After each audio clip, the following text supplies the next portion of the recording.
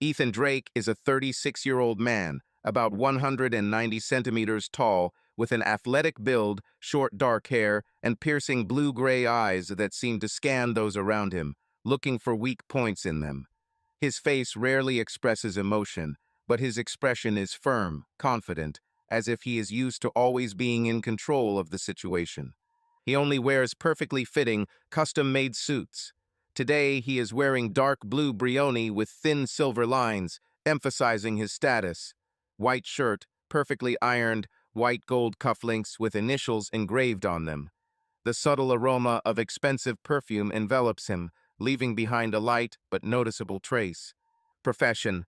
Ethan is the head of his own investment company, Drake Enterprises, which deals with financial strategies, acquisitions, and restructuring of large corporations. His company manages billions of dollars, and he himself is one of the top most influential people in Chicago. He built this empire from scratch without anyone's help and now stands at its pinnacle. In business circles, he is known as a cool, calculating strategist who never makes hasty decisions and always acts with impeccable precision. He does not tolerate incompetence and does not forgive mistakes. Behind his back, they call him the man without weaknesses in a whisper. Status. Single. He once believed in love, but now he doesn't. His heart is covered with armor. There is no place for feelings in his life, only control, calculation, and impeccable order. He has everything: money, power, respect, but at the same time he lives alone, in a luxurious apartment on the top floor of a skyscraper with panoramic windows overlooking the city shining with lights. There is no room for accidents in his world, only iron discipline and complete control. Ethan grew up in a home where love was unevenly distributed. Father, Henry Drake, was a man of strong principles. He believed that discipline was the key to success and never allowed himself to be weak in front of his sons. The world is cruel, and you either learn to be strong or you remain a nobody, he often told Ethan. He didn't scream or hit, but every word hit harder than the blow, making the boy strive to be better, stronger, smarter. In Henry Drake's eyes, the world was a battlefield, and his children were warriors who must learn to survive. He was softer with his younger brother Liam, not because Liam deserved it, but because Dorothy, their mother, always protected him. Liam was her light, her pride, her little treasure. Ethan felt like a stranger in this house. His mother never hugged him just like that, didn't praise him, didn't look at him with the same warmth that she gave to Liam. If he brought an A, she just nodded, but if Liam brought a B, she immediately declared it a feat. "You understand, Ethan, that it's more difficult for Liam than for you," she said when he asked why his younger brother was treated differently. "He is more sensitive, he needs support." But Ethan also needed support, only I never received it. He was used to his successes being taken for granted, and Liam's slightest achievements being elevated to the rank of heroism. Sometimes he wondered, what was he doing wrong? Why does his mother see him only as a shadow, but Liam as her son? When Ethan was 10, he one day overheard his parents talking. Henry blamed Dorothy for being too soft on Liam and making him weak. In response, she was indignant. "He's still a child, Henry, and Ethan. Ethan can handle it anyway. He's strong. He doesn't need my care." Ethan stood in the darkness of the corridor, clenching his fists. It was the most painful realization of his life. His mother did not love him the way he wanted. She didn't need him. All he had was his father's approval, but it was not expressed in words or affection. Henry Drake's approval consisted of a nod of the head, a lack of criticism, and a rare but firm word, "Good job." Ethan clung to these moments as proof of his worth. One day, when he managed to assemble and repair a broken lawnmower engine alone, his father put a glass of lemonade in front of him and said, "You're a smart guy, the real Drake." It was only 3 words, but they meant more to Ethan than any mother's hug. Meanwhile, Liam lived a carefree life. He could be lazy, he could be capricious, but he always found protection in his mother. Any mistake was forgiven, any punishment was mitigated. If he ran away from class, Dorothy blamed the teachers. If he lost money, she gave him new ones. If he got into trouble, she did everything to get him out.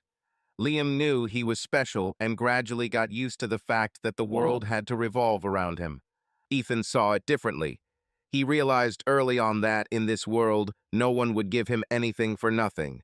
He saw how his father valued only strength, and his mother only valued weakness. He realized that if he wanted to achieve something, he would have to go it alone. This is how Ethan learned to be self-sufficient. He wasn't looking for approval. He wasn't looking for love.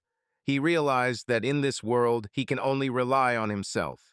He also swore that one day his mother would regret that she always pushed him away. Ethan was growing up quickly. At the age of 13, he already clearly understood that his mother's love could not be earned, and his father's approval was a rare and stringy thing. But that didn't stop him. He became stronger, smarter, more resilient. He liked to play sports. Every morning he got up an hour earlier to run a few laps around the stadium, and after classes he went for additional training, either swimming or athletics. He could spend hours practicing his jumping technique and obstacle course, not paying attention to the pain in his muscles and the voices of his classmates who suggested that he sit back. In his studies, Ethan also did not look for easy ways. He sat in the library for a long time, understood complex formulas, and read additional literature on his own. For this, he regularly received excellent grades, as well as the respect of teachers and fellow students, who saw in him an example of determination and hard work. Ethan himself treated his achievements without unnecessary pride. He only knew that this was the only path that definitely depended only on himself. But at home, his victories did not cause any joy at all. On the contrary, they seemed to disturb the mother. Her tired voice sounded at every opportunity. "You don't have to be so cocky, Ethan. You act like you're better than everyone else." Ethan didn't answer. He knew there was no point in arguing. No matter how hard he tries, Dorothy will never tell him the words he would like to hear. She seemed to withdraw into herself every time she saw his next achievement, trying not to notice her son's efforts in any way.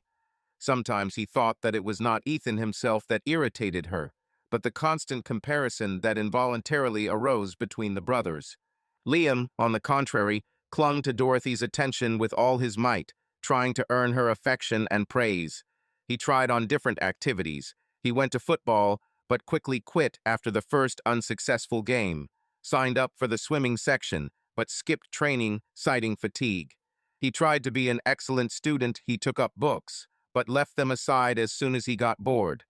It was as if he lacked some kind of inner core, without which any success would be unattainable. He was weak, dependent, accustomed to the fact that his mother would always find an excuse for his failures and intervene in any situation.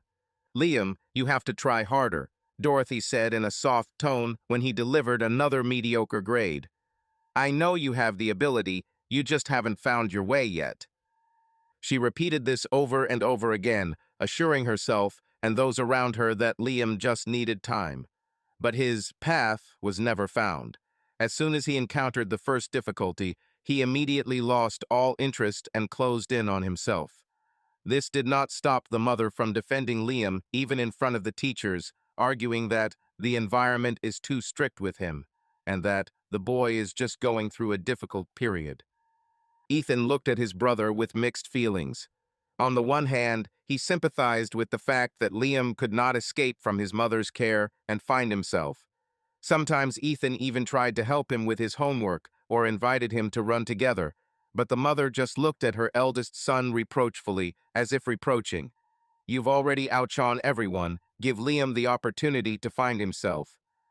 On the other hand, Ethan understood that the advice would not have helped him if not for his own desire to work. Without internal incentive, even the most detailed explanations and best support are useless. When Ethan turned 15, he achieved his first truly serious recognition. He won a gold medal at a regional steeplechase competition. The big awards ceremony took place in the school auditorium. Coaches and school directors made solemn speeches, presenting certificates and cups to the athletes. Ethan stood on stage, in a crowd of fellow medalists, feeling a pleasant shiver of pride. The audience applauded, the teachers smiled, classmates congratulated, but only the father came from the family, who only nodded, dryly saying, "Well done." The mother didn't even bother to show up, citing being busy. Ethan was not surprised and no longer offended. He was ready for any outcome. That same day, Liam broke his leg in a bad fall from his bike in the driveway. The whole family immediately rushed to the hospital to see him. Dorothy stroked his hair, whispering that he was her brave boy and that everything will be fine. Ethan, standing in the doorway, looked at this picture. In the depths of his soul, he felt that a little more and a wave of anger or envy would rise within him. But he wasn't angry or jealous. He simply realized that in this house he was on his own. His victories were never going to be much fun, and he had learned to live with that. Something inside him finally hardened. From that moment on, he stopped waiting for words of support or praise from his parents. He did not need them as urgently as before. He realized he was alone, and that suited him. After all, everything he achieved was only the result of his own labor. Ethan was his own mentor, his own motivator, and no one, neither the tired voice of his mother nor the cold indifference of his father, could no longer stop him. Henry Drake was never a man who spoke much. His words were always terse, but there was a sense of weight in them. He was stern, but deep down he loved his sons. He just didn't know how to show it correctly, especially Ethan. When Ethan was a teenager, he began to notice that his father was drawn to him. Pride was sometimes visible in his gaze, but he rarely voiced it. Instead, he gave his son advice that seemed strange. "Don't make the same mistakes I made, Ethan," he said one day as they stood in the garage, working on a car. "What mistakes, Dad?" Ethan asked, wiping his hands on a rag. Henry didn't answer immediately. He looked at the engine for a long time, as if he saw in it something more than just a mechanism. "I let others control my life," he finally said. "I thought I was doing the right thing, but in the end, it turned out that I was just obeying." Ethan didn't understand what his father was talking about. In his eyes, Henry was a strong, tough man who knew how the world worked. How could he obey anyone? But over time, Ethan began to notice how his mother suppressed his father. Dorothy always made decisions in the family, and Henry rarely objected. Her word was law. If she said something would be done this way, then that's how it happened. Ethan watched as his father obeyed, sometimes pursing his lips, sometimes just nodding tiredly. When Dorothy complained that Ethan was too arrogant or rebellious, Henry didn't defend him. He was silent. But when they were alone, he said, "You shouldn't let anyone control you, especially those who don't respect your strength." "Are you talking about Mom?" Ethan asked one day, giving his father a searching look. Henry just sighed and shook his head. "You will understand everything yourself when the time comes." But time passed, and Ethan still didn't understand. He couldn't see that his father was talking about his own chains, about your own fear, about a life not lived the way he wanted. He didn't see it until it was too late. When Ethan turned 18, he left his home without looking back. He entered one of the best universities in Chicago, receiving a partial scholarship, and covered the rest with money he earned himself. "I had to work a lot, first as a waiter in a small cafe, then as a night loader in a supermarket." He slept 4 to 5 hours a day, but did not complain. His father's voice sounded in his head, "You shouldn't let anyone control you." He studied economics and finance, striving for success that no one was going to give him. His classmates from wealthy families allowed themselves to live carelessly, go to clubs, and not worry about tomorrow. Ethan lived modestly, counting every dollar, but knew that at the end of the road, something more awaited him than just a diploma. Independence awaited him. All this time, Liam lived differently. He stayed at home, not trying to go anywhere. Study was boring for him, work was humiliating, responsibility was an alien concept. He spent his nights in clubs, surrounded by cheap women and slackers like himself. Alcohol, gambling, fast cars, all this became part of his life. He knew no need because his mother was always there to protect him from the consequences. When Liam once again lost his job due to his own irresponsibility, Dorothy said, "He just hasn't found himself yet, Ethan. He has everything ahead of him." When he was caught driving drunk, she settled the matter with lawyers. It was an accident. You know how unfair the police are. When Liam lost money at poker and came to her for help, she took hundreds of dollars out of the family account. Liam just found himself in a difficult situation, she repeated over and over again. Ethan listened to this with icy calm. He knew deep down that his mother would always protect Liam, no matter how low he fell. But he also knew that one day there would come a time when neither she nor anyone else would be able to cover for his brother. And that day was approaching. But Liam was not going to remain a failure in the eyes of others. He also wanted money, power, and respect. But he was not going to take the honest path. One day, he met a man named Victor in a bar. He was a charismatic and dangerous guy who immediately knew who he was dealing with. Liam saw him as a successful man who had everything: money, connections, expensive cars, and a beautiful life. Victor did not miss the chance to take advantage of the guy's naivety. "Do you want to earn money quickly and a lot?" he asked, blowing out a ring of smoke. "Real money doesn't come from 9 to 5.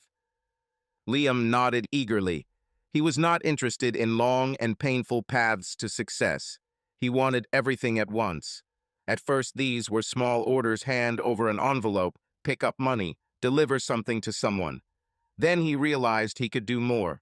Victor introduced him to the right people, and Liam became part of the shadow business. He engaged in fraud, money laundering, and illegal schemes that brought in huge profits. He learned to pretend, lie, manipulate. Now he entered expensive clubs not as a loser, but as a man who had money. He could afford all those cars that he had previously only seen in other people's photographs. He felt like the master of life. The mother did not ask unnecessary questions. The main thing for her was to see that her son had finally found himself. She turned a blind eye to the details, was glad that he stopped asking her for money, and even sometimes brought expensive gifts. But Ethan understood everything immediately. He didn't believe that Liam suddenly changed dramatically and started earning honestly. They met a few years later in one of the restaurants, where Ethan invited his brother, wanting to understand how deep he was stuck in this swamp. "Liam, you understand how this will end, right?" Ethan asked, putting the menu aside. Liam grinned, leaned back in his chair, and took a sip of his whiskey. "I live, Ethan. Not like you. You work from morning to night, and I enjoy life. Which one of us is the fool?" Ethan looked at his brother with cold calm. "Let's see which of us will laugh last." Liam laughed, but there was something like worry in his eyes. Maybe because he knew that sooner or later Ethan would be right. By the age of 26, Ethan Drake had achieved what many of his peers only dreamed of. He worked at an investment company, quickly rising through the ranks. Where others saw risk, he saw opportunity. Where others doubted, he acted. His analytical mind and composure allowed him to outperform his competitors, and his reputation as a dedicated and ruthless professional attracted clients. He invested his first serious money in real estate. Ethan carefully chose a house not too luxurious, but stylish, with panoramic windows and views of the city. This was his space, his fortress. He furnished it to his liking, a minimum of unnecessary details, only functionality and convenience. This house symbolized his independence and proof that he achieved everything on his own. His life consisted of work, contracts, investments. He did not waste time on empty entertainment, did not seek close connections. Everything he had, he built himself, and did not allow anyone to interfere in his life. He focused on himself and his goals, knowing that the only person he could count on was himself. Liam was still Liam. He continued to lead a chaotic life, getting into trouble and wasting his days. His mother still protected him, justified his actions, and got him out of problems. Ethan didn't interfere. He had long ago decided that he would not save his brother and would not allow his failures to drag him down. One day, his mother called him, excited and nervous. "Liam needs help again, Ethan. You know he's not like you. He just got lost." "I have nothing to do with it," Ethan answered coldly. "This is his life. He made the choice himself." Dorothy exhaled irritably. "You have become so cruel. You don't even try to help him." "Because he doesn't want to be helped, Mom," he said calmly. I'm not going to pull him out of the hole over and over again into which he himself jumps. He hung up, feeling either regret or guilt. Liam wasn't his problem. Ethan wasn't looking for love. He was focused on work, deals, projects, and cared little about his personal life. However, fate decreed otherwise. They met late at night in a small 24-hour cafe on the outskirts of Chicago. Ethan stopped by there on his way home, wanting a strong black coffee to decompress after a long day. He didn't often go to places like this, preferring more secluded establishments, but that night he didn't care. Savannah stood behind the counter, wiping down cups. Tall, with a thin figure, but not fragile, there was a sense of endurance in her movements. Her hair was dark brown, gathered into a messy ponytail, with a couple of stray strands, which she tucked behind her ear with a nervous gesture. The face is angular, with high cheekbones and a straight, slightly upturned nose. Her eyes were deep, brown, and seemed even darker under the light of the dim cafe lamps. There was fatigue in them, but not hopelessness. More like patient acceptance. When he ordered, she didn't even look at him. She just nodded and asked, "Regular or double?" "Double," he answered, examining her. She nodded, placed the cup under the coffee machine, and crossed her arms over her chest, looking out the window. "Can't sleep?" she asked when the coffee was ready. "Work," he answered briefly, taking the cup. Savannah chuckled and shrugged. "Then you and I are alike. I also work, but I still don't have enough money." Her honesty hurt him. There was no self-pity in her voice, only a statement of fact. This was something new. "How long have you been working here?" he asked before realizing what he was saying. Savannah looked at him in surprise, but answered without a hint of embarrassment. Enough to understand that rich people never come to such places. "What if I'm not rich?" he asked, tilting his head to the side. She grinned, leaning on the counter and folding her arms over her chest. "Then I guess I just got lost." Ethan smiled and took a sip of his coffee, feeling the bitter taste wake him up after a long day. "Or I just decided to drink normal coffee." Savannah snorted. "This is not normal coffee. This is coffee for those who are too tired to understand the tastes." "So you understand tastes?" He raised an eyebrow. She shrugged. "I understand people. Their orders say more than they think." "And what does my orders say about me?" Ethan put the cup on the counter, crossing his arms over his chest. Savannah looked at him searchingly, a slight smile tugging at her lips. "Double espresso. No sugar. You don't waste time on frills. All that matters to you is action. You work a lot, sleep little. Your life is probably strictly on schedule. And," she squinted, as if noticing something, "you're lonely." "Where does such confidence come from?" he asked, bowing his head slightly. "Lonely people come here at these hours. There is no hurry for them to get home." Ethan chuckled. She was right, but not completely. Or perhaps even too right.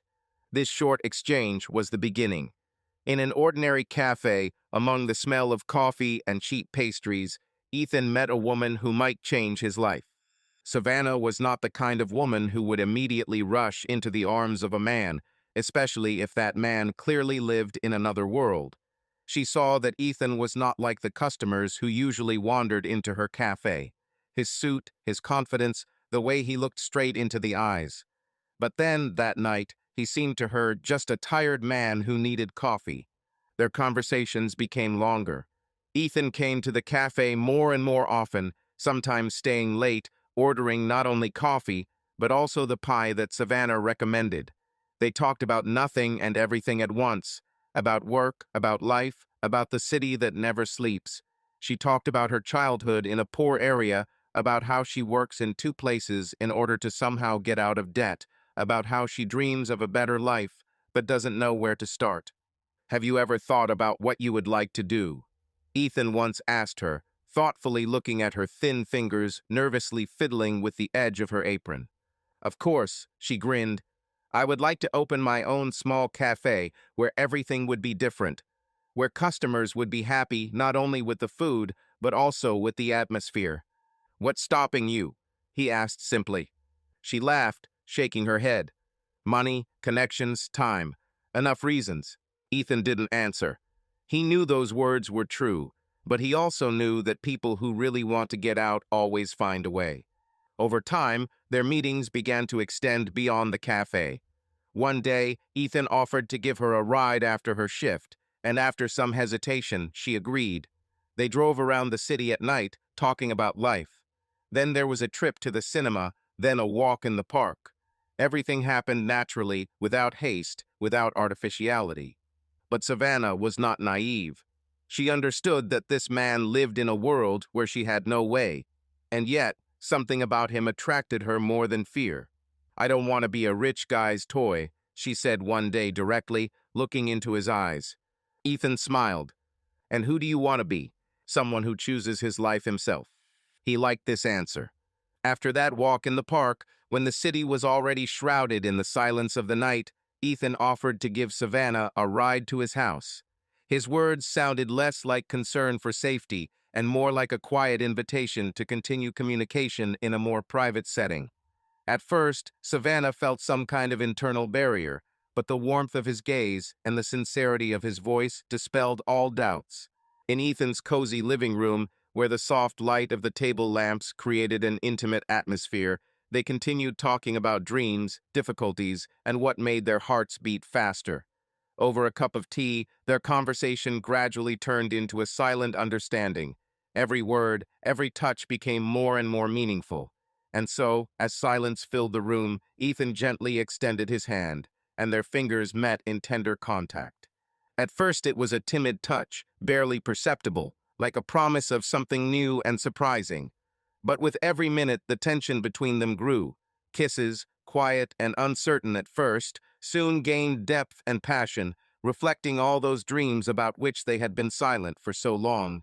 Savannah allowed herself to forget about the outside world, losing herself in the softness of his lips and the warmth of his hands.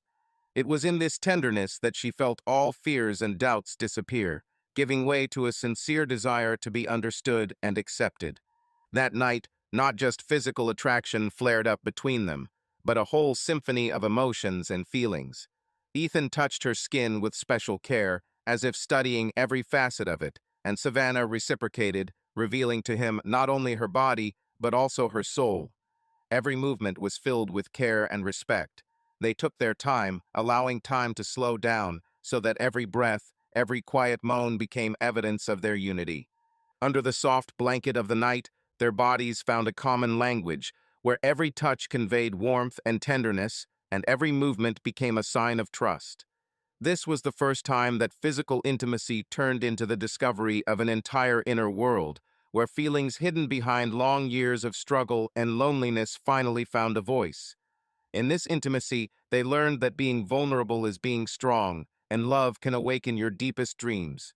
As the morning gradually began to disperse the darkness of the night, Savannah felt that she had become different, free, confident, and loved. Their first night was not just an act of passion, but a real ritual of mutual acceptance, where two people who came from different worlds found a common language full of tenderness, understanding, and endless warmth. It was in this magical moment that they realized that they could choose their life themselves, and together open a new page, where every touch is a step towards true, deep love. This is how their story began. Ethan never acted impulsively. He always calculated his steps and made decisions with a cold mind. But with Savannah, it was different. Their relationship developed gradually but steadily. He saw something in her that he didn't see in other women, not just beauty, but strength. She did not try to appear better than she was, did not hide her past, and did not adapt to it. She was real, and that attracted him. Savannah kept her distance at first. She didn't want to be a woman dependent on a man, even if that man could give her everything. But Ethan was not a man who asked or waited. He took what he wanted, confidently and without doubt. He didn't make empty promises, didn't shower her with gifts, didn't try to buy her love. Instead, he gave her stability, protection, and confidence in the future. "Do you understand what you're getting into?" she asked him one day when they were sitting on the roof of his house, watching the lights of the city at night. "I'm not getting involved. I make a choice," he answered, looking at her. Ethan didn't make proposals with pathos. It wasn't his style. One day at dinner, He simply took out a box with a ring and placed it on the table in front of her. "We'll get married," he said calmly. Savannah laughed. "You don't even ask if I agree?" He just smiled. "If you didn't agree, we wouldn't be sitting here." She looked at him and realized that he was right. Deep down, she knew it was inevitable. This man was not someone to be rejected. The wedding was small, without ostentatious glamour and crowds of guests. Just a narrow circle of close people, a strict but elegant ceremony. Ethan didn't like noisy events, and Savannah didn't want to pretend that she was part of a world she never belonged to. After the wedding, her life changed, but not in the way she expected. He didn't make her a housewife, didn't lock her in a golden cage. He gave her the resources, but left the choice to her. She could do what she wanted, but she no longer feared for the future. They were a couple, but not a couple in the classical sense. Their union was built not on romance, but on strength. He was her support, she was his equal. But not everyone liked it. Dorothy received the news of the wedding without delight. She disapproved of Savannah, considering her unworthy of the Drake family. In her eyes, Ethan should have found a woman from a wealthy family with a position, and not a girl from poor neighborhoods dreaming of a better life. She made snarky remarks and hinted that Ethan's marriage was doomed, but he didn't pay attention. "You never listen to me," she told him one day on the phone. "I just don't want you to repeat the mistakes that men make when they are blinded by women." "I repeat only my decisions, not other people's mistakes," he snapped. Liam was also unhappy. He did not hide his envy. It was unbearable for him to see that his brother, the one whom he had always despised for his dryness and detachment, was now married, had everything that he himself had never aspired to. "You always get what you want, right?" he said to Ethan on the eve of the wedding. "Lucky bastard." "It's not luck, Liam," Ethan replied coldly. "This is work." The only one who was sincerely happy for him was his father. Henry was not a man who expressed feelings, but when he shook his son's hand on his wedding day, there was approval in his eyes. "You chose your path," he said. "But remember, don't repeat my mistakes." These words were spoken again, but Ethan still did not fully understand their meaning. He didn't think he was making a mistake. He knew he made the right choice. And this time, no one could shake his confidence. The first time after the wedding, their life was impeccable. Ethan was not used to compromise, but with Savannah, he did not have to make concessions, she did not try to change him, and he did not put her in limits. They both knew what they wanted and went towards it together. Ethan was never one to talk about his feelings out loud, but his actions spoke for him. He made sure that Savannah never had to worry about money, but he never pushed her into inaction. He saw that she wanted more than just to be the wife of a wealthy man. She dreamed of her own cafe, and he helped make her dream come true. The cafe, which Savannah opened a year after the wedding, became her pride.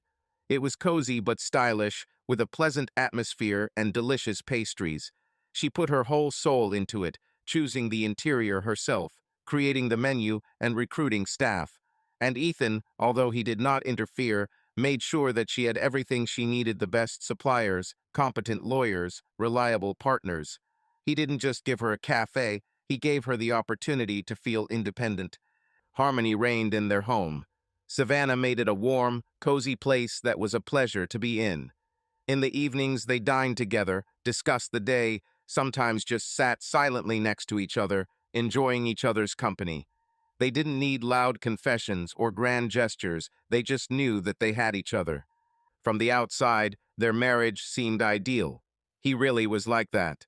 Ethan loved her, albeit not the way they love her in cheap novels, without tears, vows, and promises.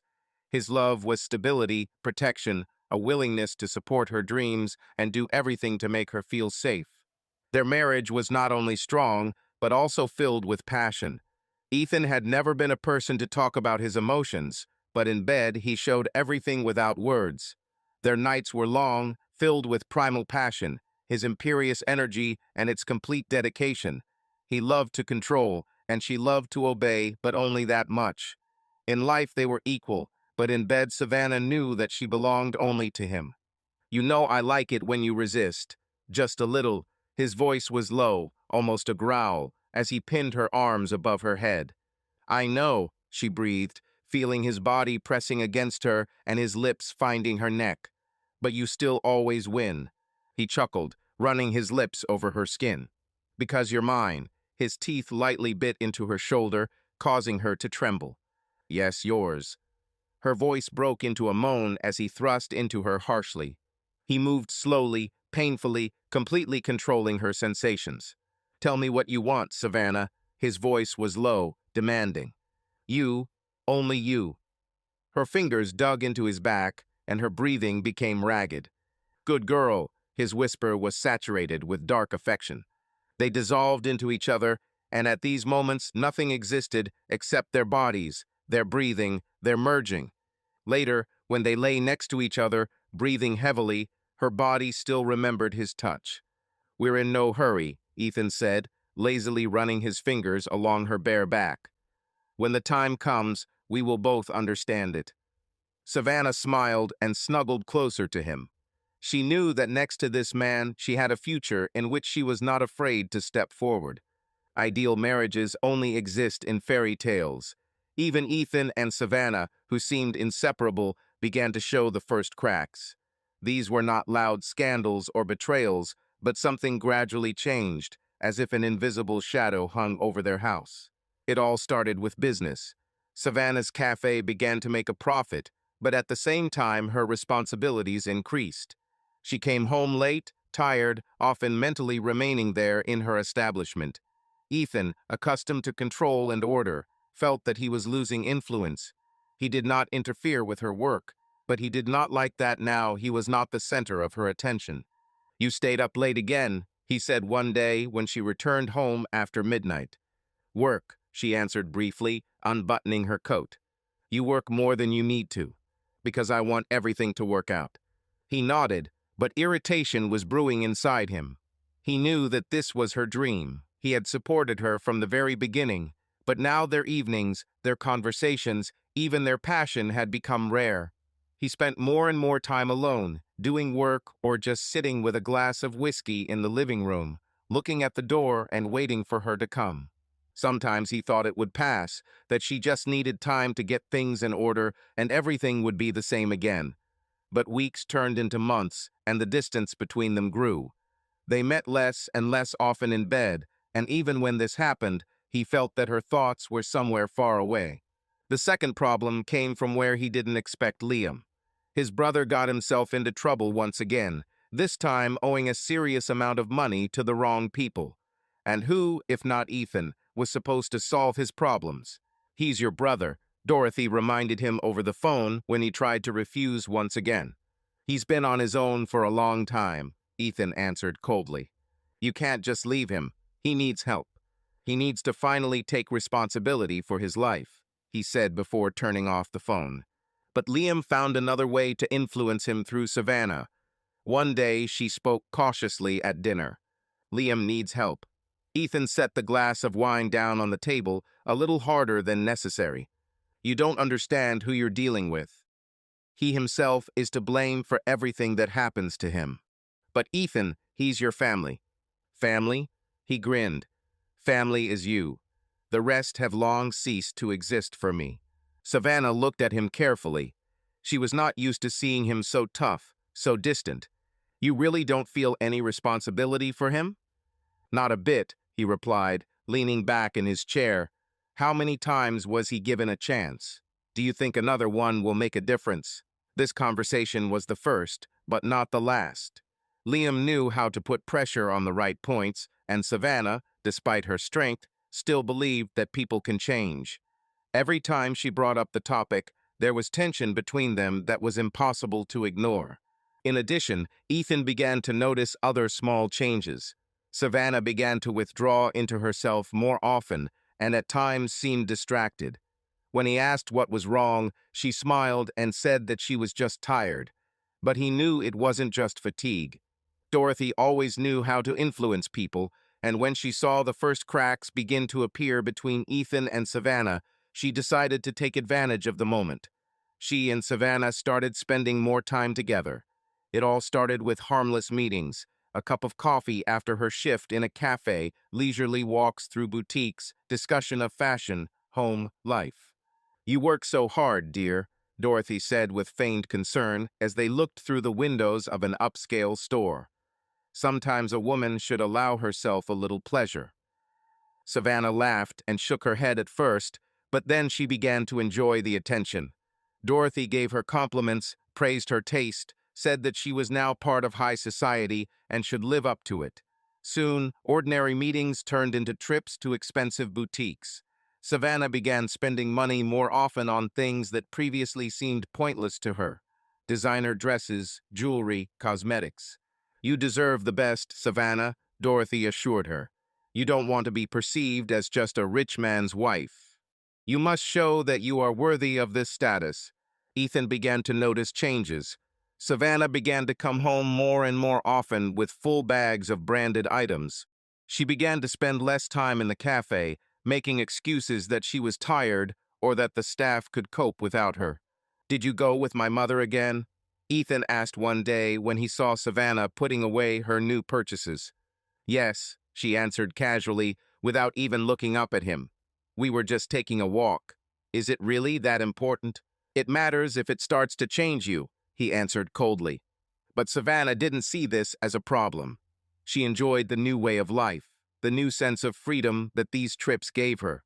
She began to increasingly listen to Dorothy's words, her hints that Ethan was too controlling of her, that she needed more independence. At first it seemed like nothing, but the more she listened to Dorothy, the more she changed. "Will you stay with her again?"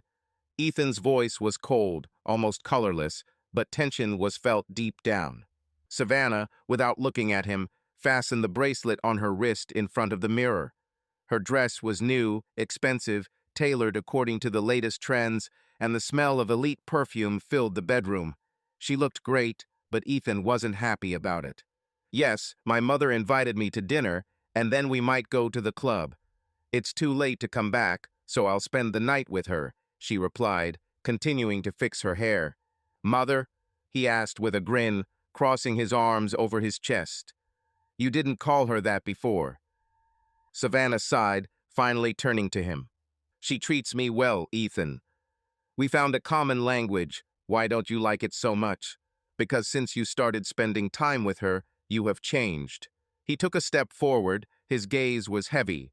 "You spend more time with her than with me. You only come home to change clothes. You don't even notice how far you've come." She snorted and rolled her eyes. "Don't be so dramatic. You act like I'm cheating on you or doing something terrible. You leave the house all night to drink champagne with my mother and her friends, and that doesn't count." He raised his voice. "Is this normal for a wife?" Savannah shrugged. "I'm just having fun, Ethan. You don't want me to be locked up, do you? I want you to behave like my wife and not like a socialite, which you have never been before," he said sharply. Savannah looked him up and down. "Maybe you're just jealous." Her voice was mocking. "You're used to me living only for you, and now that I have my own life, don't you like it?" "This is not life, this is escape," he answered harshly. "You hide behind these parties, behind my money, behind my mother, so as not to see what's happening between us." She sighed, irritably adjusting the clutch in her hands. "I'm not going to make excuses, Ethan. I feel good. Maybe you should relax a little." He wanted to say a lot, but he just clenched his jaw. He saw that she could no longer be convinced. She took the clutch and headed towards the exit. "Don't wait for me." Her voice was light, almost indifferent. When the door closed, Ethan was left standing alone, staring at the empty space in front of him. The house that was once filled with love and harmony now seemed cold and lifeless. He realized that he was losing her. He knew that if he did nothing, he would lose completely. Later that night, sitting in the dark living room with a glass of whiskey in his hand, he heard his phone vibrate. Message from a friend. "Saw your wife at a club. In the company of young guys. Are you sure everything is okay?" Ethan sat at the kitchen table, looking at his wife as she easily buttered her toast, as if nothing had happened. His mind was calm, but suspicion was seething inside. "How was your evening?" he asked, without looking up from his cup of coffee. Savannah glanced at him briefly and shrugged. Everything is as usual. Dinner with Mom, then some music and cocktails at the club. And what?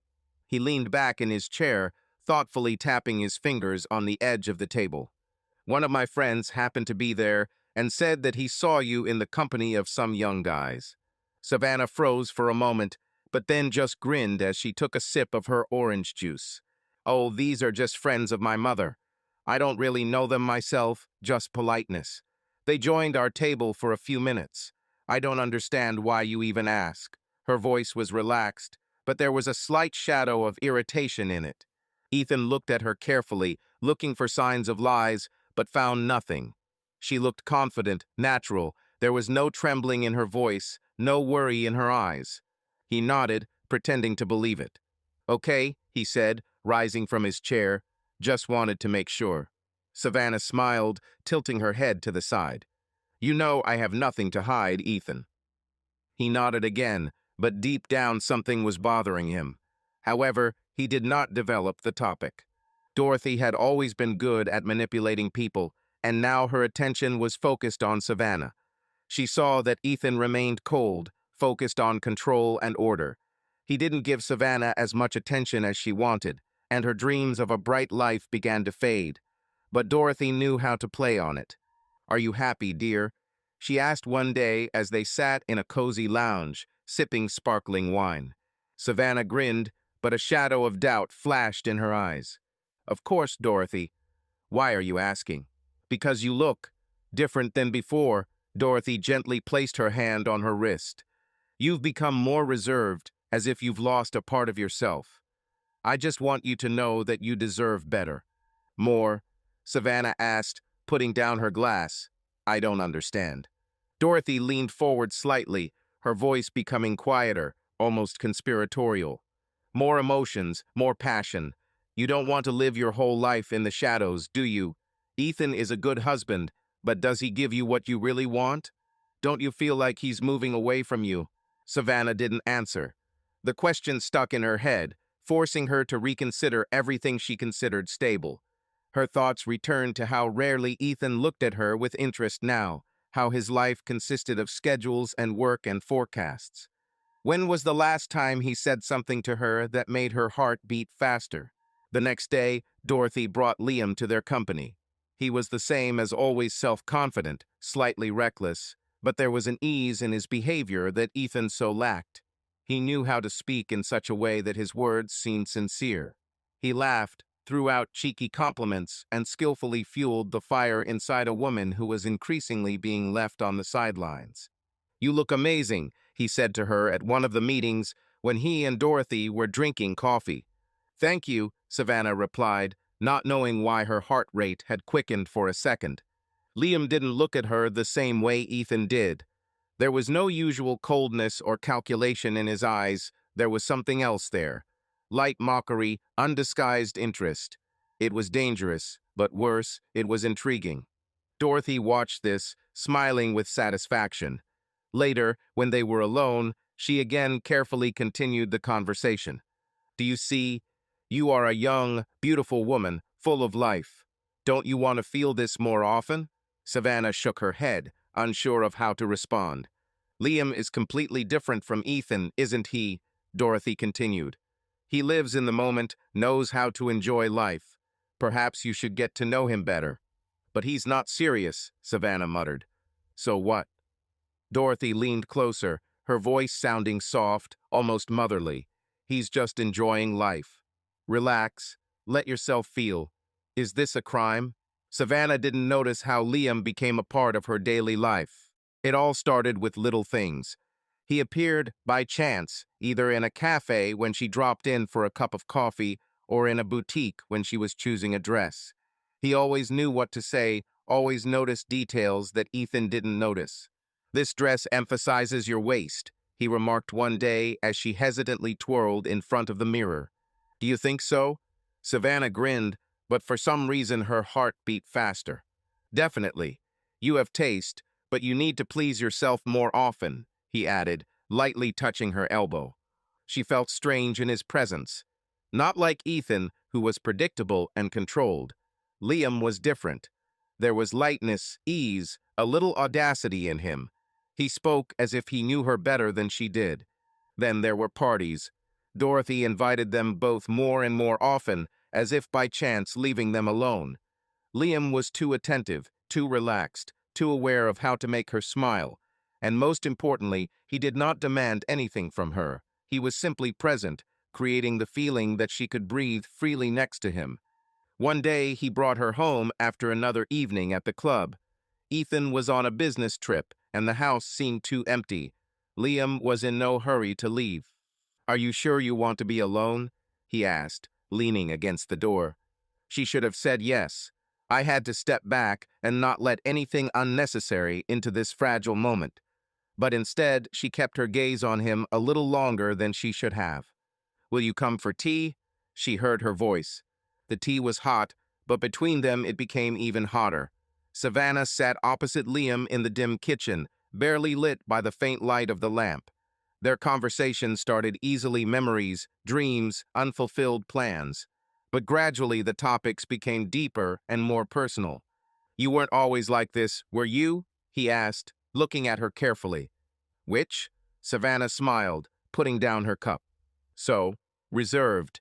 You used to have more fire, more life." Liam leaned forward a little, his voice deeper. "Did Ethan kill it for you?" Savannah tensed, her fingers tightening on the edge of the table.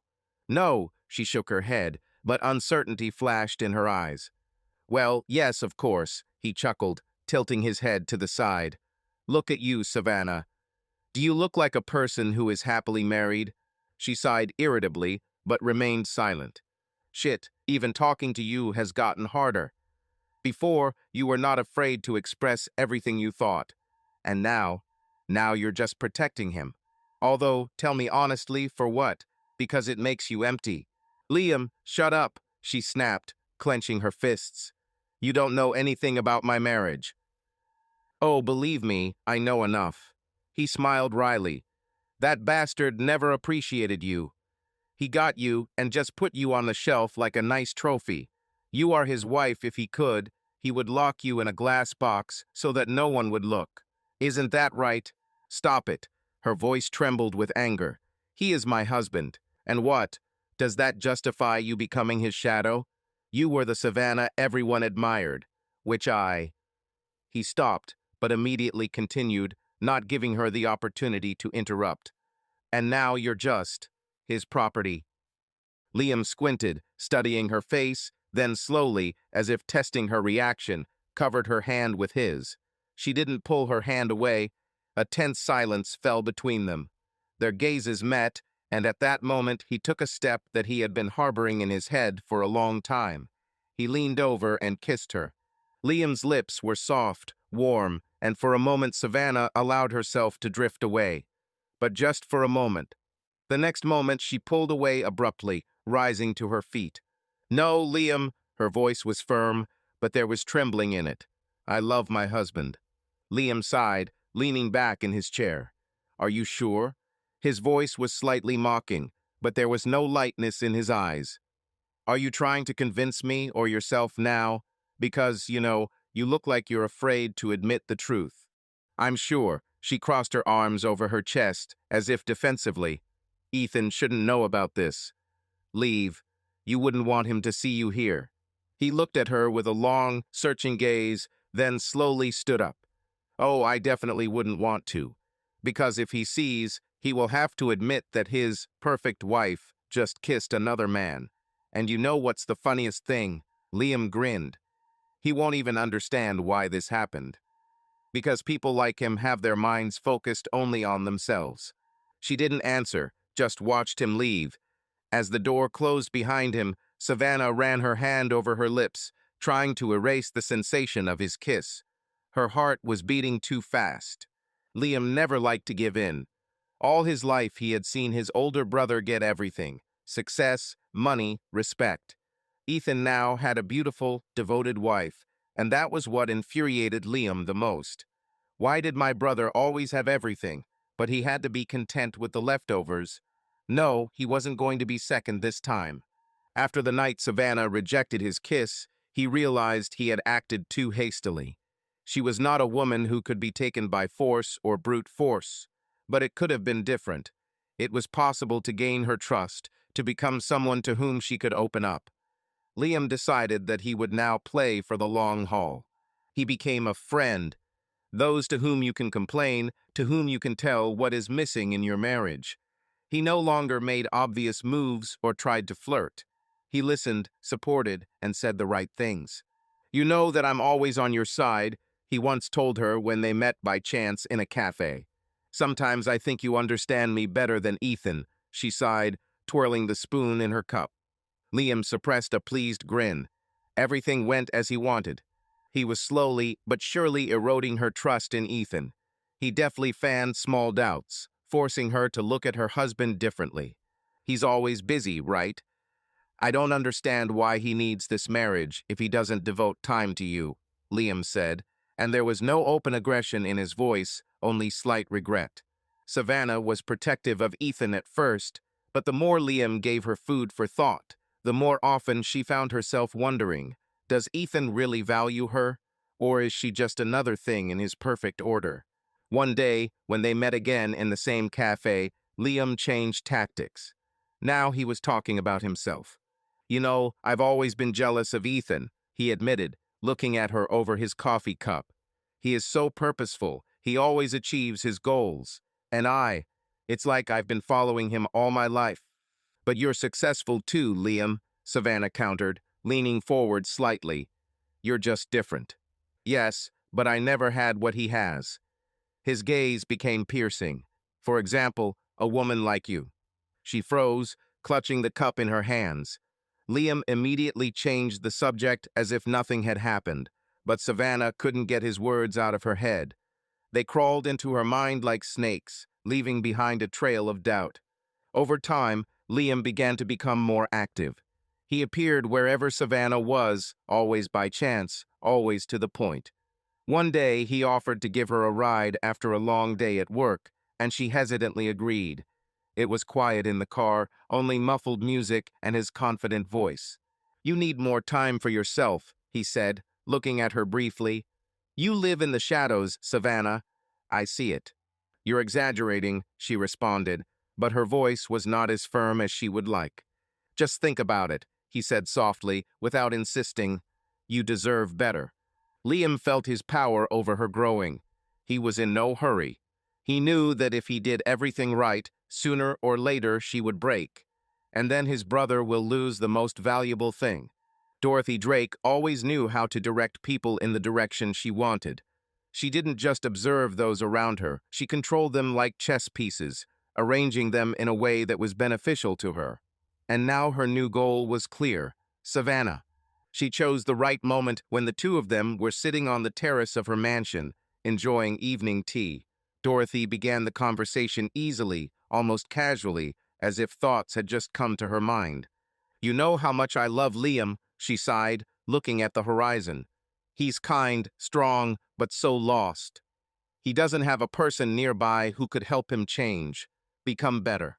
Savannah looked up at her, sensing a deeper meaning hidden in Dorothy's words. "He's a really good person," she answered carefully. "He's just confusing sometimes."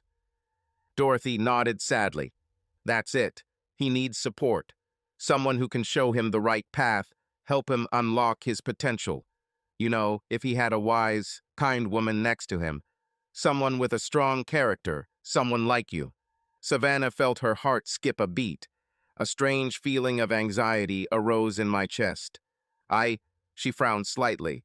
"Dorothy, you don't think that." "Oh dear," Dorothy smiled, shaking her hand. "Of course, that's not what I mean. I just think he needs an example, inspiration, in friendship with someone who can guide him in a better way." Savannah thought about it. Memories flashed through her mind, how Liam supported her, how he listened to her when Ethan was busy. She knew she shouldn't go down this path, but Dorothy's words had already crept into her mind. "Perhaps you're right," she muttered. "Liam really needs support." "Exactly, dear," Dorothy smiled softly.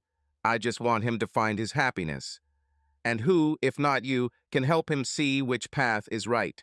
Liam was showing up at their house more and more often, and this was starting to irritate Ethan.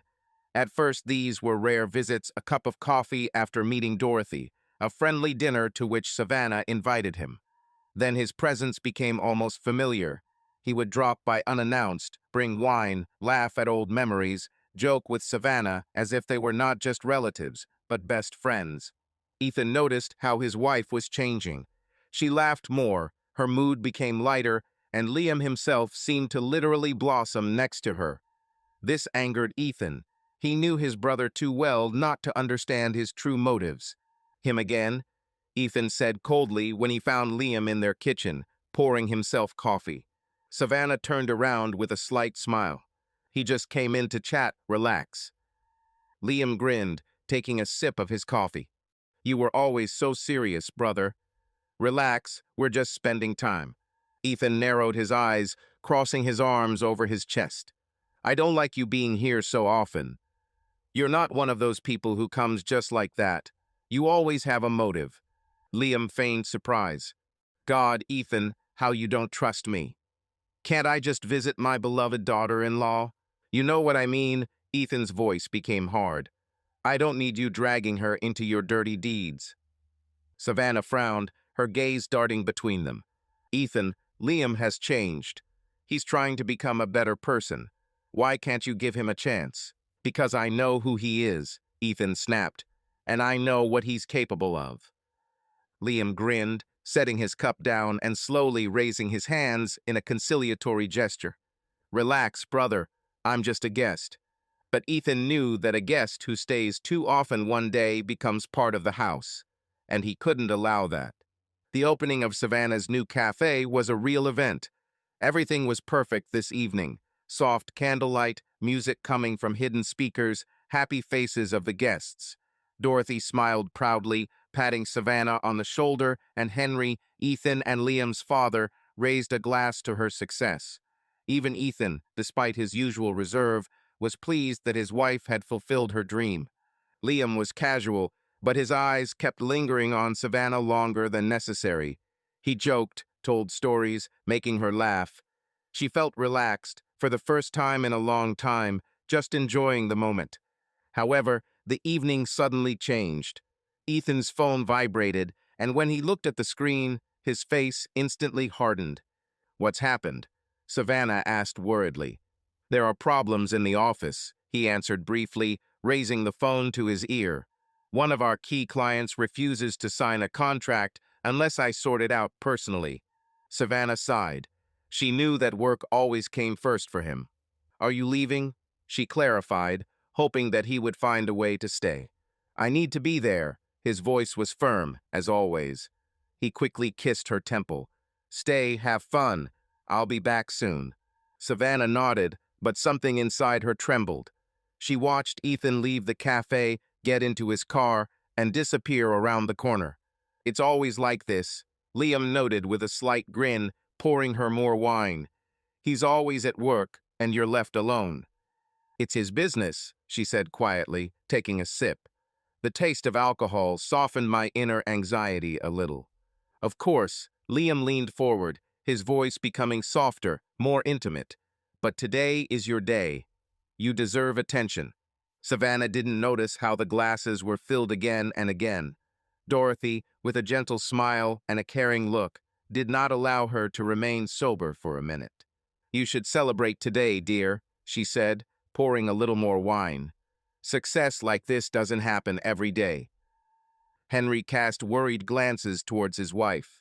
He saw that Dorothy was pouring too much wine, and he knew that Savannah had already had too much. Henry walked up to his wife, leaned over, and said quietly, Maybe that's enough already. Look, she's not feeling well. There was an alarm in his voice. However, Dorothy, without losing her calm smile, answered, It's okay, dear. She's just tired. Let her relax a little. Tomorrow she'll sleep well and be as good as new.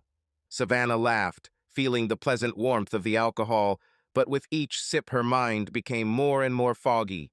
Her body became light, her movements slowed down, her thoughts became confused. Everything around blurred in the soft light of candles, and the voices sounded muffled. Liam sat next to her, watching her carefully. His gaze was not friendly. He waited. I waited. When Savannah could barely hold her head up, Dorothy leaned toward Liam, her voice barely audible. "Don't miss your chance, dear," she whispered to him. "She's already ready. All you need is just to be there." Liam nodded slowly, his fingers gripping the stem of his glass.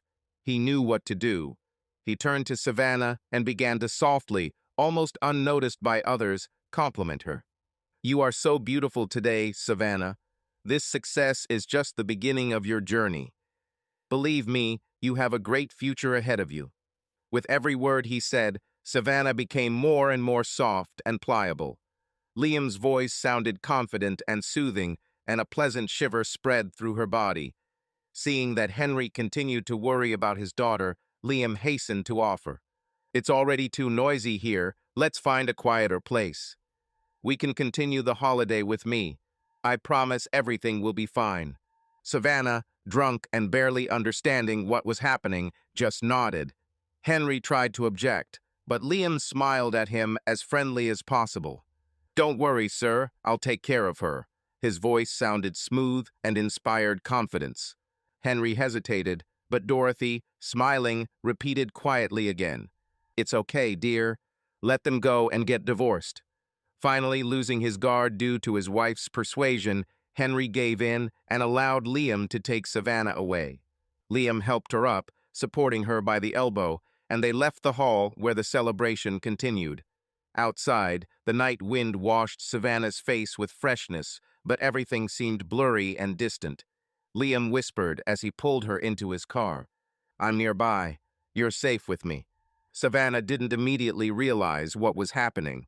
Her mind was clouded by the wine, her head was a little dizzy, and Liam's voice sounded too convincing, too sweet. "You've been with one man all your life," he whispered, touching her shoulder. "Aren't you interested in knowing what it's like to feel something different, anything new?" She looked at him, her consciousness drowning in dark, bewitching eyes. Two feelings fought inside duty to Ethan and drunken, pulsating desire. I don't know," she muttered as Liam ran his hand down her neck, gently but firmly.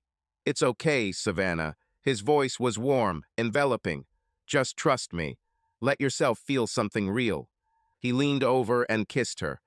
Hesitant at first, as if giving her a chance to stop it, but when she didn't pull away, the kiss became more demanding, more passionate.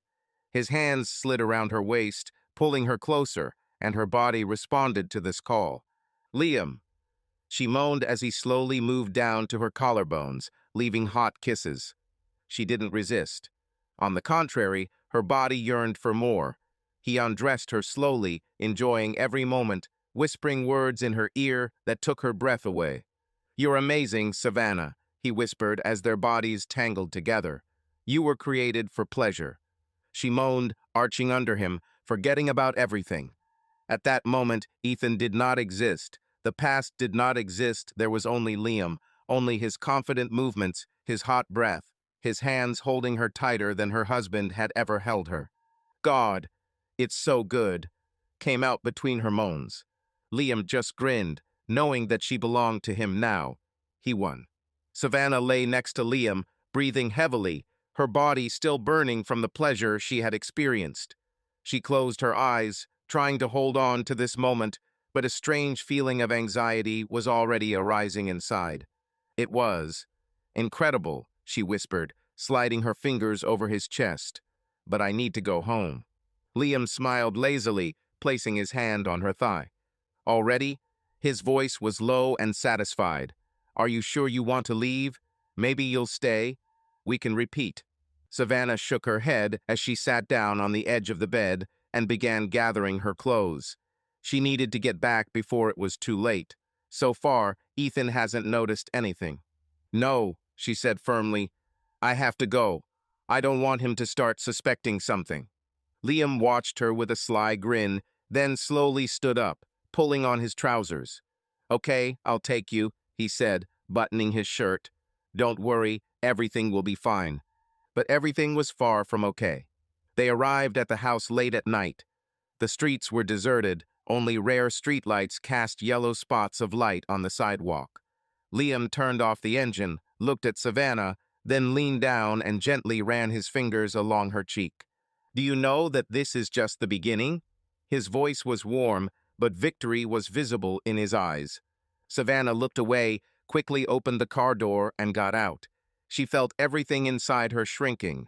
Conscience screamed, but the body still remembered Liam's touch. She turned towards the house and froze. Ethan stood on the porch. His figure stood out in the darkness, his arms crossed over his chest and his jaw tense. Her eyes flashed with anger when he saw her get out of her brother's car. Liam noticed him too. Slowly, without haste, he got out of the car, closed the door, and cast an indifferent glance at his brother. "What are you doing here, Liam?" Ethan's voice was quiet, but there was a sense of threat in it. "Relax, brother," Liam shrugged. "Savannah had a little too much. I just brought her home." Ethan's eyes narrowed. He stepped closer, his fists clenching. "Why were you with her?" There was a growl of rage in his voice. "Why are you hanging around my wife again?" Liam chuckled, shoving his hands into his pockets. "I just helped her." His tone was too light. "Isn't that what family is all about? Take care of each other?" It took all of Ethan's self-control not to hit his brother right there on the threshold of his own home. He glanced quickly at Savannah, but she didn't look up, standing with her head down. Something inside him broke. "Get out," he breathed, looking straight into Liam's eyes. "Right now." Liam just grinned, but backed off. "As you say, brother." He got into the car and drove away, leaving Ethan and Savannah in the oppressive silence of the night. Savannah had barely recovered from her nighttime encounter with Ethan when the doorbell rang early in the morning. She opened it and saw Dorothy on the threshold. The mother-in-law stood with perfectly styled hair, in her impeccable suit, and with a slight smile on her lips, as if she had just stopped by for coffee. "Can I come in, darling?" she asked, without waiting for an answer and going inside. Savannah closed the door, feeling her stomach tighten. Dorothy walked into the living room, looked around, and sat down in a chair, crossing her legs. Her gaze was tenacious, searching, but there was no anger or condemnation in it. "I know," she said calmly. Savannah's heart sank. "What? What are you talking about?" Her voice trembled. Dorothy tilted her head, grinning slightly. "About you and Liam. He told me everything." Savannah turned pale, clutching the back of the couch. "Dorothy, it was a mistake." "Oh, don't be so dramatic, dear," Dorothy interrupted, waving her hand. "You are a young, beautiful woman. People like you should feel welcome." Savannah looked at her with complete shock in her eyes. "Aren't you? Angry? You're not going to judge me." Dorothy laughed, taking a cigarette out of the small case and lighting it with a straight face. "Honey, I'm not a holy person. Do you think I've been Henry's devoted wife all my life?" She leaned closer. Her voice became warm, almost confidential. "At one time, I also loved to have fun. Men, they are all so serious, focused, always busy with something. And women should have fun." Savannah felt her throat go dry. This was not the conversation she expected. "But this is wrong," she whispered, although something trembled inside her. Dorothy chuckled as she flicked the ashes into a glass ashtray. "Right is just a word. The main thing is that you feel alive. Liam clearly made you feel that way. Isn't that right?" Savannah didn't know what to answer. She just watched silently as Dorothy took a drag with a satisfied smile, watching her as if she were a puppet that had just been taught to dance in a new way. Ethan was sitting in his office, deep in paperwork, when the door suddenly opened. Henry Drake walked in, uninvited, without further ado, with a serious expression on his face. He looked tense, as if he was weighing every word before saying it out loud. "We need to talk," he said, closing the door behind him. Ethan put the papers aside, looking intently at his father. "I see, the matter is urgent. What's happened?" Henry sighed heavily and sat down opposite. "Yesterday, after the party, Liam and Savannah left together. I saw it with my own eyes. Dorothy said it didn't mean anything, but there's something I don't like about all this." Ethan clenched his jaw. He already suspected that something was wrong with Liam, but hearing it from his father was another level of anxiety. "You are sure?" he asked in an even voice. "Absolutely. But that's not all." Henry leaned forward, his voice deeper. "Dorothy is acting strange. Too calm, too confident. It's like she knows something we don't." Ethan remained silent, trying to suppress the anger that was beginning to boil inside. "Do you think she has anything to do with this?" Henry smiled bitterly. "I don't think so. I know. Dorothy has always been a master manipulator. She knows how to turn people against each other. And I know her too well, Ethan." He paused, as if deciding on something important. "Because one day she betrayed me too." Urgent complaint. "What do you mean?" Henry looked down at his hands, intertwined in the lock. "She cheated on me when you were a child. I knew about this, but we decided to stay together for the sake of the children. For you and Liam. I didn't want our family to fall apart." Ethan felt his world crack. Everything he thought was stable turned out to be a lie. He took a deep breath, his fists clenching. "And now you think history is repeating itself?" Henry nodded slowly. "I'm not just thinking, Ethan. I feel it. Be careful. You could lose everything if you don't stop this now." His father's words stuck in Ethan's head, haunting him. He couldn't shake the feeling that everything Henry had warned about had a solid basis. He knew he couldn't just brush it off. He needed proof. When he returned home that night, Savannah was already asleep. The house was quiet, too quiet. He walked into the living room and stopped, looking at things that now seemed foreign to him. His home no longer felt like a safe place. He started searching. He checked their bedroom. First, his intuition told him that if there was something, it was here. He didn't know what exactly he was looking for, but he felt that he would find it. He examined the bedside table, looked into the closet, but did not find anything suspicious. Then his gaze fell on the dirty laundry basket. He slowly leaned down and looked inside. At the top were the things Savannah had worn over the past few days. He started taking them until he got to the very bottom. And there, among the folded clothes, he found evidence that turned his world upside down. These were her panties, and they showed clear signs of treason. Ethan froze, looking at the thing that in an instant became for him a confirmation of his worst nightmare. Fury boiled in my chest, my breathing became heavy. Everything he had tried to ignore now came crashing down on him with inexorable force.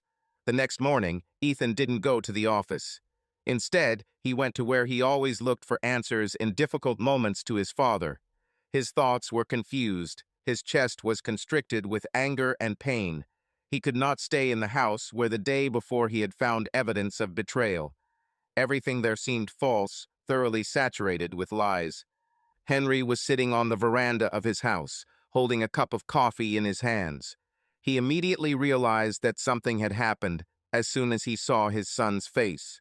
Ethan looked broken, his eyes were red from lack of sleep, and his lips were pressed into a thin line.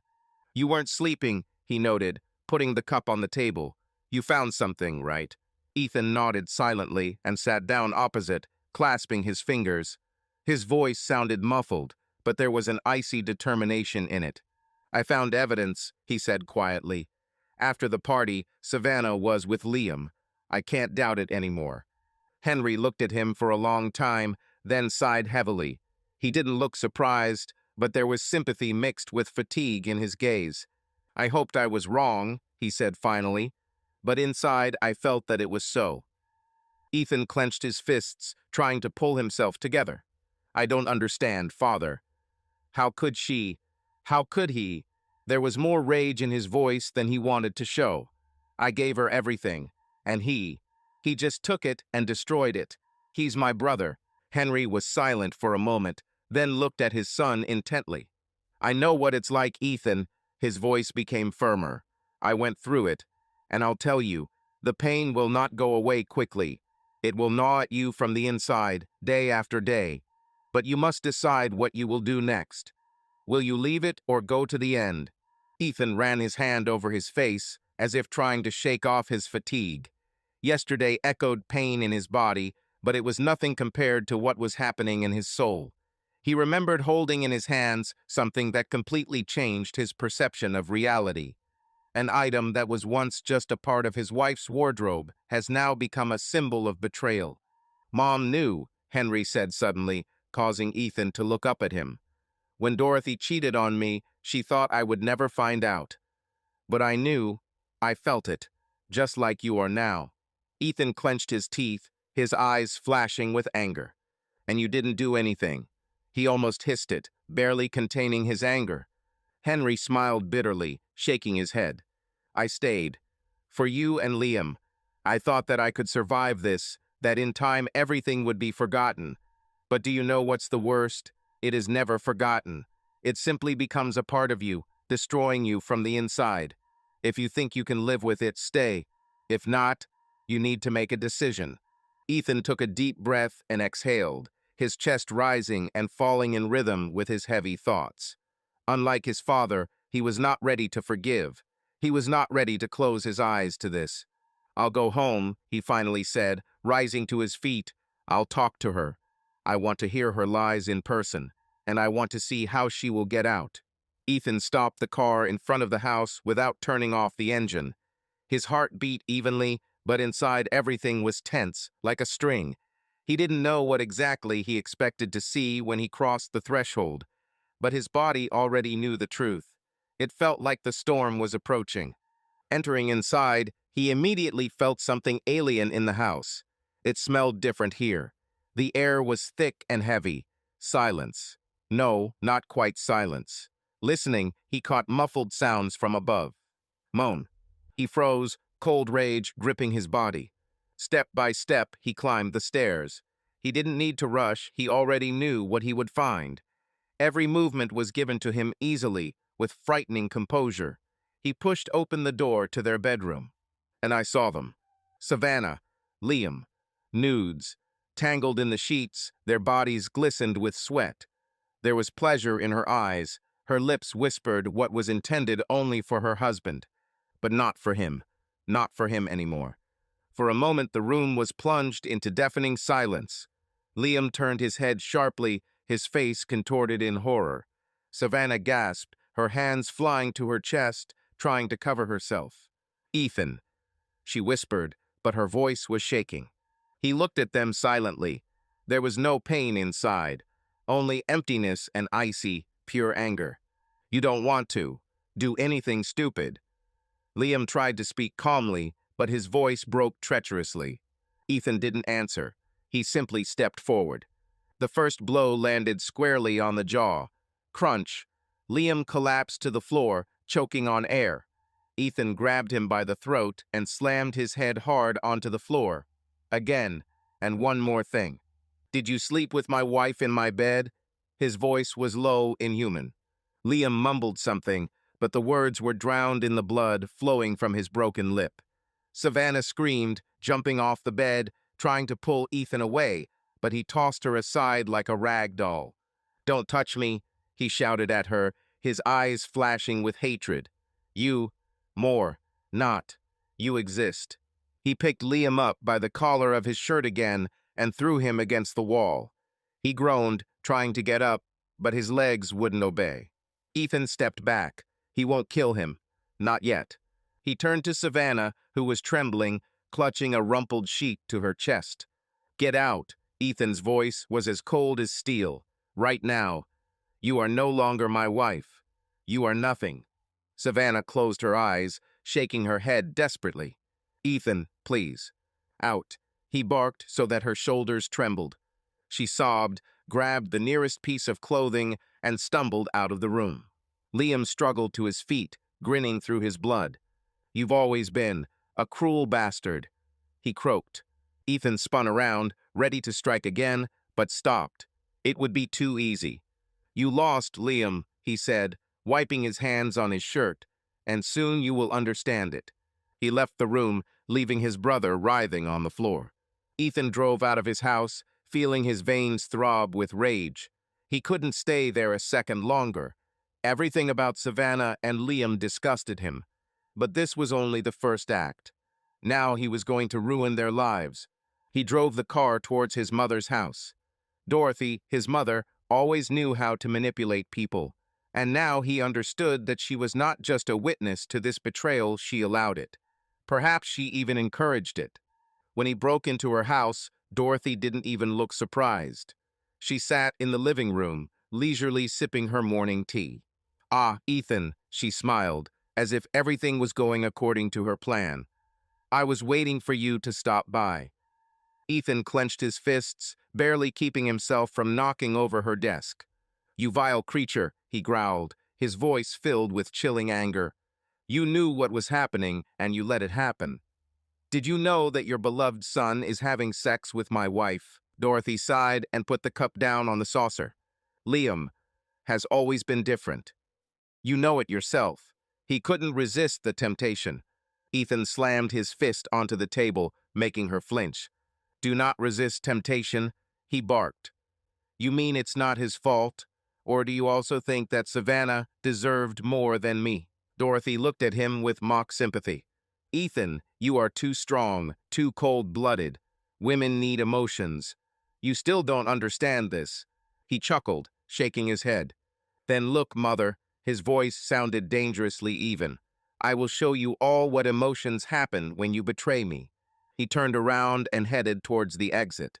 This was just the first stop. Savannah and Liam were in front. They had no idea what awaited them next. It's been a few days since Ethan caught Liam with Savannah, but his rage did not subside. It only grew into a cold-blooded, methodical thirst for revenge. He knew that if he hit correctly, he would destroy his brother's life just as he had destroyed his. The first step was Liam's work. He was not an outstanding specialist and kept his position only thanks to his connections. And connections are something Ethan has always been stronger at. He met the right people. A couple of calls, several friendly conversations with the management of the company where Liam worked, and a day later his brother received notice of dismissal. "Sorry, but we have to cut your department," the boss told him without looking up. "This is nonsense," Liam flared up. "I know who is behind this, but no one listened." He no longer existed in the corporate world. The next step was complete financial collapse. Liam lived large without thinking about tomorrow. He took out loans and squandered money without thinking about the consequences. Ethan only pushed him into the abyss. Using his connections at the bank, he ensured that Liam's loans became unaffordable. All concessions disappeared, interest rates skyrocketed, and accounts were frozen. A few days later, Liam discovered that his credit cards were blocked. The landlord demanded payment, but he had no more money. What the hell? Liam paced around his apartment, looking at debt notices. "It's Ethan. I know it's him, but he couldn't do anything. He lost his job. He lost money." Ethan knew this was only the beginning of his downfall. Ethan sat in his office, looking at the glass of whiskey that he slowly swirled in his hand. Liam lost. Jobs are lost. Money is gone. Now he is just a shadow of that self-confident scoundrel who thought that he could betray his brother with impunity. Ethan picked up the phone and dialed the number. "Liam," his voice was cold. "You're finished. You lost.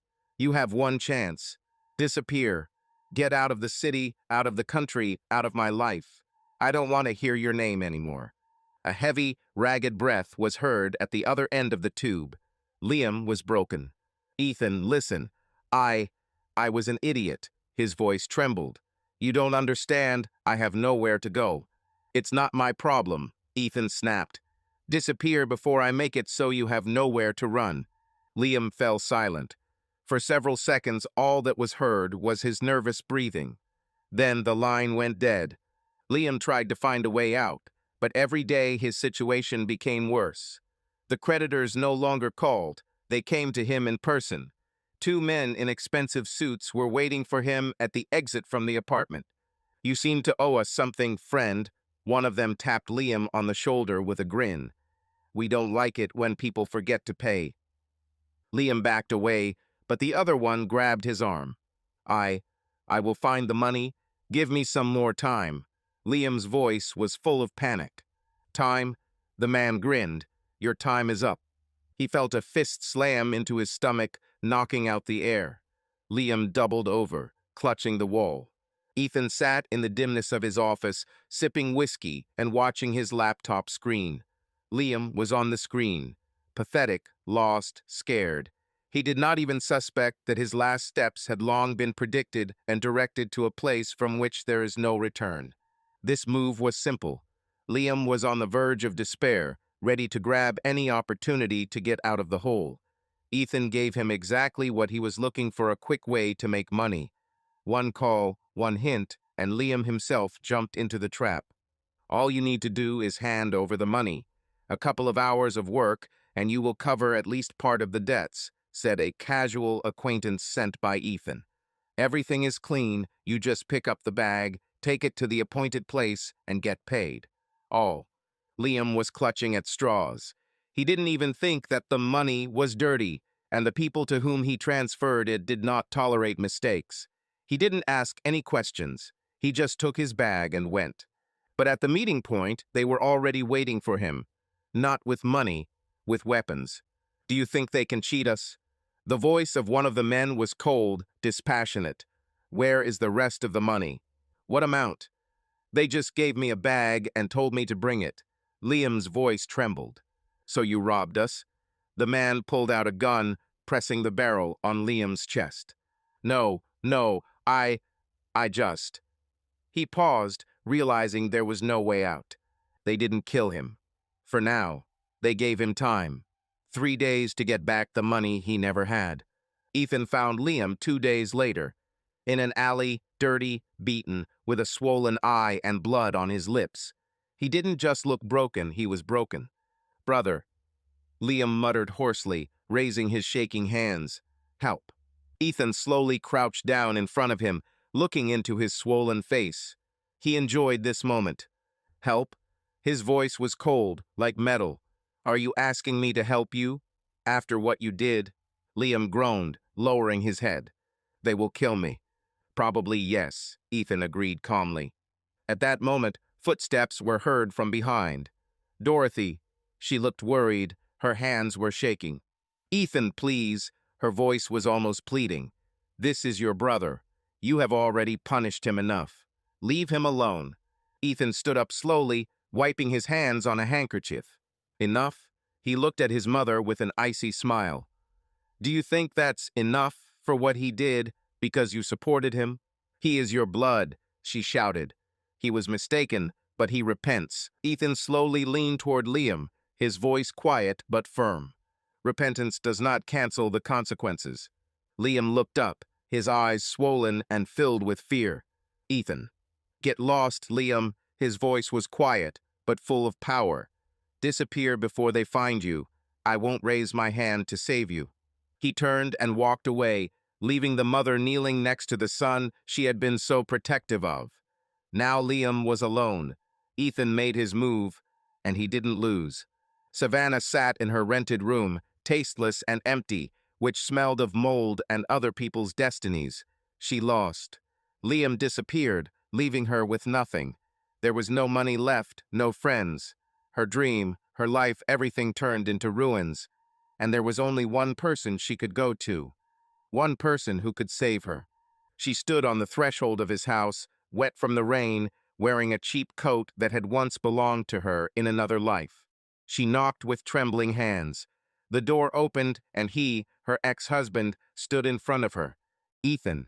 He looked at her with a cold, almost indifferent expression, but dark, hidden hatred burned in his eyes. Why are you here? His voice was icy, saturated with contempt. Savannah sobbed and took a step forward, clenching her hands in supplication. Ethan, please. I have nowhere else to go. He grinned, shaking his head. Have you come to see me? After everything? His voice was full of poison. Who needs you now, Savannah? Liam? Oh, that's right. He ran away, leaving you in the shit in which you should have drowned.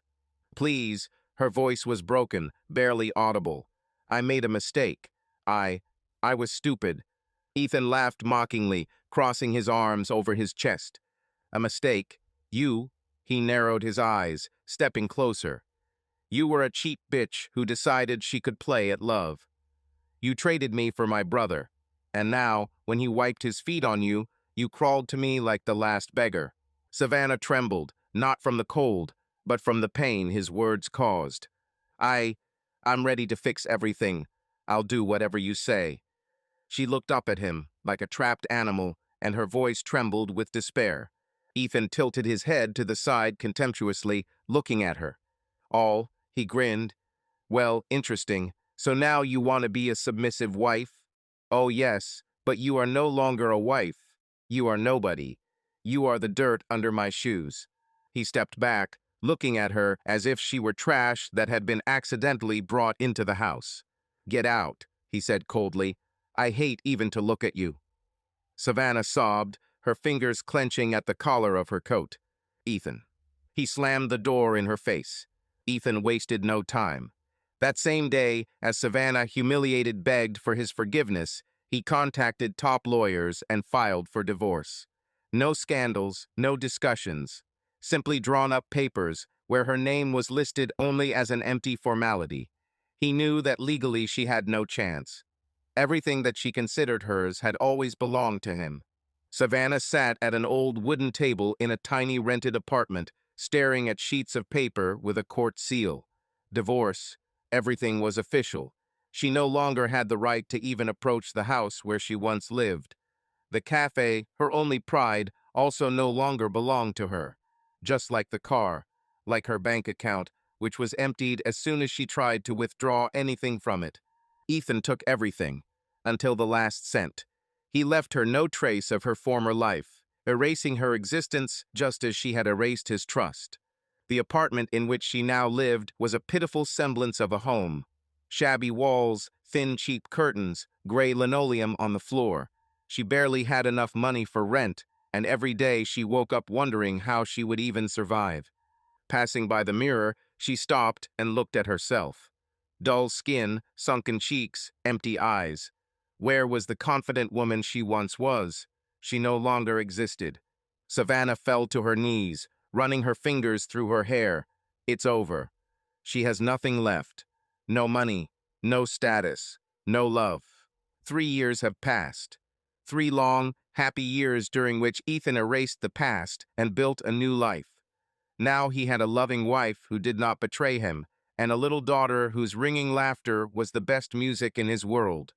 They walked through the park, holding hands, enjoying the warm sun and tranquility. Ethan carried his daughter on his shoulders as his wife, Emily, laughed as the little girl clapped her hands excitedly. At this moment, he did not have a shadow of regret. Everything he's been through has led him to this life. He never looked back. But then he saw her. A woman was sitting on one of the benches, away from the noisy family areas. Thin, in dirty, tattered clothes, with disheveled hair. She seemed like a ghost from the past, a shadow of who she once was. Savannah. She sat with her arms wrapped around herself, as if trying to keep warm. Her gaze was dull, lifeless. She didn't even notice him right away. It seemed as if the whole world had ceased to exist for her. Ethan stopped. His heart did not waver. He looked at her without pity, without anger, only with cold indifference. Savannah raised her head, and their eyes met. For a second, hope flashed in her eyes, but then faded away, giving way to shame. She looked away, realizing that standing in front of her was the man whom she had betrayed and who had now turned into nothing. Emily gently pulled on her husband's hand. "Everything is fine?" she asked, not knowing who he was looking at. Ethan smiled at her and kissed her temple. "Yes," he said calmly, "everything is fine." The next morning, leaving the house, Ethan froze in the doorway. Savannah stood in front of him, head down. Still the same thing, tired, but now there was no despair in her eyes, only quiet humility. "I don't want to interfere," she whispered, without looking up. I need to tell you something." Ethan crossed his arms over his chest, but did not interrupt her. He waited.